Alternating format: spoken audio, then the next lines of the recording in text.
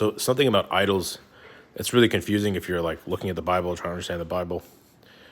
Like, why do people worship idols, and why is that seen as wrong? So the reason that someone might worship an idol is if you think about, for example, a cat. Think about all the emotions that a cat has and the character that a cat has and the power that a cat has. Like, a cat is, their senses are extremely strong. They're very agile and they're very powerful, and they can jump these crazy distances, and they're very loving, right? They're very cute. They have, but they have also just a lot of, they have extremely strong senses. They have extremely good agility. Like, they can literally beat a snake. If you put a small snake in front of them, they'll win, the cats, because they're just that fast and precise and strong. And it's interesting because let's say that you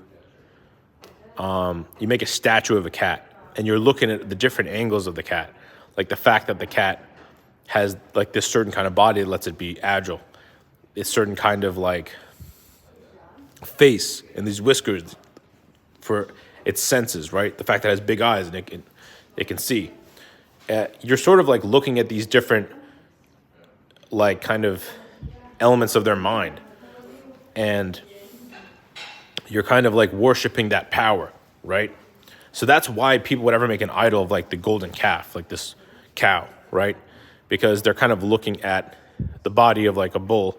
They're looking at the body of a cow, a calf, and they're seeing its like strength, and they're seeing its like broadness, like how like big and tough it is. Especially back then where we had way less technology and we encountered animals way more, wild animals, and we kind of knew them on a more personal level. So when you kind of make this new religion, it's like you're making a new belief system. Like, you're glorifying like the strength of this cow, the strength of this bull. And that's really what it is.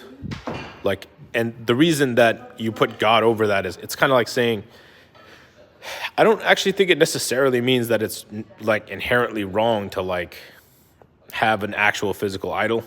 I think it's more about that people back then, the people that would worship those things, that they also believed in, like,